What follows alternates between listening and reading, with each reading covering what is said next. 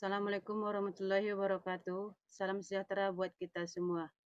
Baik anak-anak kami semuanya, khususnya kelas 12 pada mata pelajaran fisika kali ini. Di sini Ibu masih mengingatkan kepada anak kami agar terus membuat grup WA kita untuk memperlancar pembelajaran dari kita saat ini. Oke anak kami semuanya, pada pertemuan sebelumnya kita sudah membahas tentang listrik statis. Dan di sini juga kita akan melanjutkan materi kita tentang listrik statis, yaitu pada subbab kapasitor. Yang pertama, kapasitor adalah komponen elektronika yang dapat menyimpan muatan listrik, di mana sifat-sifat kapasitor antara lain, 1. Dapat menyimpan dan mengosongkan muatan listrik. 2. Tidak dapat mengalirkan arus searah. 3. Dapat mengalirkan arus bolak-balik. Dan yang keempat, dapat menghambat arus. Kemudian, fungsi dari kapasitor yang pertama, sebagai penyimpan arus atau tegangan listrik. Kedua, sebagai konduktor yang dapat melewatkan arus AC atau alternating current. Ketiga, sebagai isolator yang menghambat arus DC atau direct current. Yang keempat, sebagai filter dalam rangkaian power supply atau catu daya. Yang kelima, sebagai coupling. Keenam, sebagai pembangkit frekuensi dalam rangkaian osilator. Yang ketujuh, sebagai penggeser fasa. Dan yang terakhir yaitu sebagai pemilih gelombang frekuensi atau kapasitor variabel yang digabungkan dengan spool, antena, dan osilator. Yang berikut yaitu jenis-jenis dari kapasitor. Yang pertama, kapasitor elektrolit, di mana kapasitor elektrolit atau electrolytic condenser atau sering disebut ELCO adalah merupakan kapasitor yang biasanya berbentuk tabung, mempunyai dua kutub kaki yang berpolaritas positif, di mana kaki yang panjang dan yang negatif pada kaki yang pendek, yang terdiri atas dua lembar kertas aluminium sebagai konduktor dan aluminium oksida sebagai dielektrik. Yang kedua, kapasitor tetap. Kapasitor tetap adalah suatu kapasitor yang nilainya konstan dan tidak berubah-ubah. Kapasitor tetap ada 3 macam. 1. Kapasitor keramik, di mana bentuknya ada yang bulat tipis, ada yang persegi 4, berwarna merah, hijau, coklat, yang merupakan kapasitor non-polar. Kedua, kapasitor polyester, yaitu bentuknya persegi 4 seperti permen, biasanya mempunyai warna merah, hijau, dan coklat. Ketiga, kapasitor kertas, yaitu kapasitor yang tersusun atas dua lembar kertas timah perak panjang sebagai konduktor yang digulung pada sebuah silinder yang diantaranya disisipi kertas tipis sebagai dielektrik. Kapasitor kertas ini sering disebut juga kapasitor pader. Berikut kita lihat, bisa di sini anak kami melihat contoh-contoh dari kapasitor yang Ibu sebutkan tadi. Untuk gambar yang pertama itu dengan kapasitor keramik atau disebut juga dengan keramik kapasitor.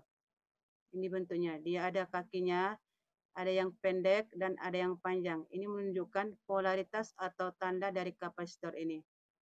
Kemudian yang kedua, kapasitor polyester. Tadi katanya berbentuk segi 4.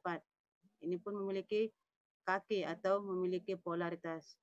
Kemudian kapasitor kertas, itu yang ketiga, ini ya gambarnya. Baru yang keempat, kapasitor mika. Untuk yang mika ini juga memiliki polaritas. Dapat kita lihat, ada kaki yang panjang dan ada yang pendek. Kemudian kapasitor elektrolit.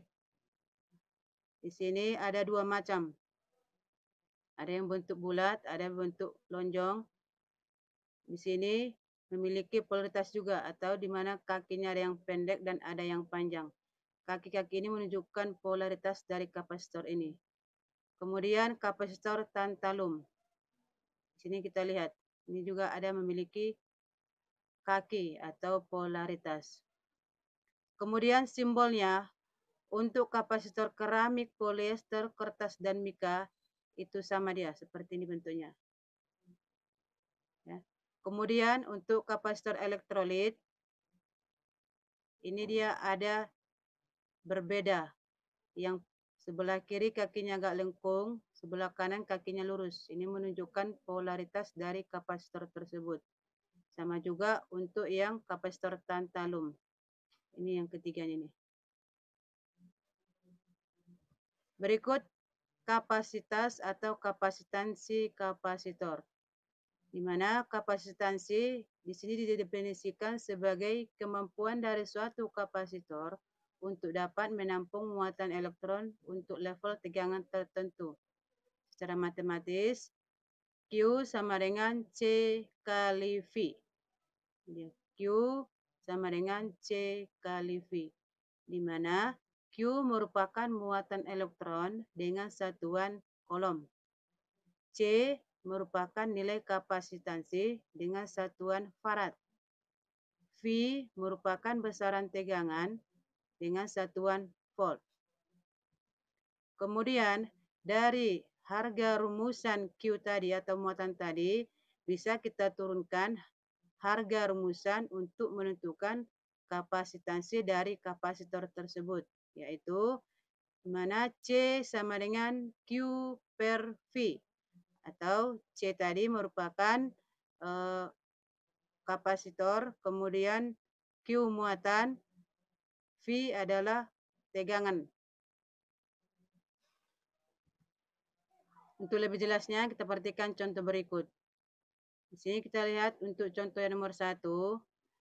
Suatu kapasitor bermuatan listrik 2 mikrokolom dan memiliki beda potensial 0,02 volt.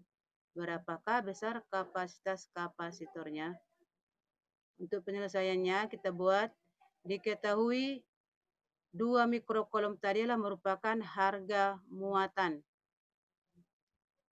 Q sama dengan 2 mikrokolom.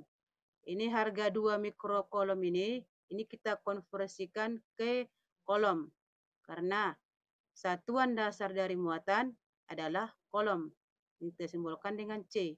Maka kita konversikan, kalau dia 2 mikrokolom, berarti sini kita konversikan harganya menjadi 2 kali 10 pangkat minus 6 kolom.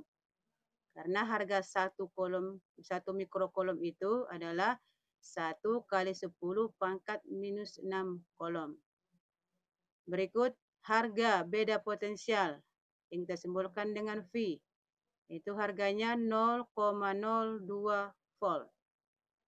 Baru kita buat yang ditanya adalah C, yaitu kapasitansi kapasitor.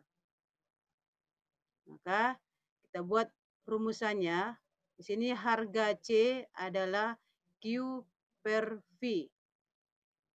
Kita masukkan harga yang tadi. Q tadi 2 kali 10 pangkat minus 6 dibagi dengan harga V tadi 2 kali 10 pangkat minus 3. Harga V yang tadi 0,002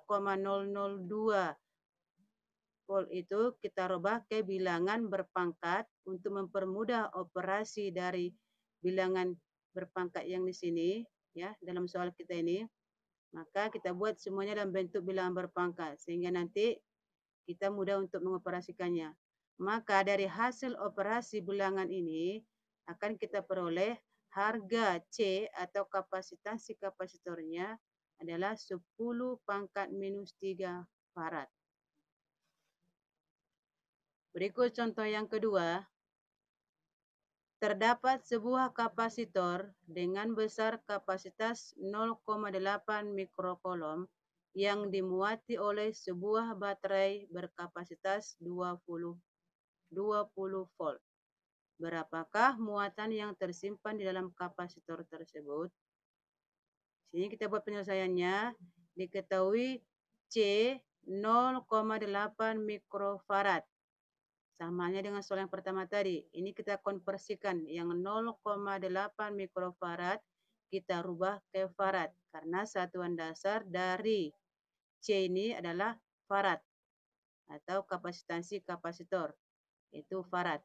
Maka dapat kita buat harga 0,8 mikrofarad ini menjadi 8 kali 10 pangkat minus 7 farad. Kemudian harga V atau beda potensialnya yaitu 20 volt. Kemudian yang ditanya di sini adalah muatannya. Q sama dengan berapa? Baru kita buat penyesuaiannya. Tadi rumusannya muatan adalah atau Q sama dengan C kali V. Baru kita masukkan harga C tadi 8 kali 10 pangkat minus 7 dikali dengan harga V 20. Maka kita peroleh di sini harga Q atau muatan 1,6 kali 10 pangkat minus 6 kolom. Demikianlah materi kita pada pertemuan kali ini. Kalau ada yang tidak paham, silakan dibuat di kolom komentar. Terima kasih. Assalamualaikum warahmatullahi wabarakatuh.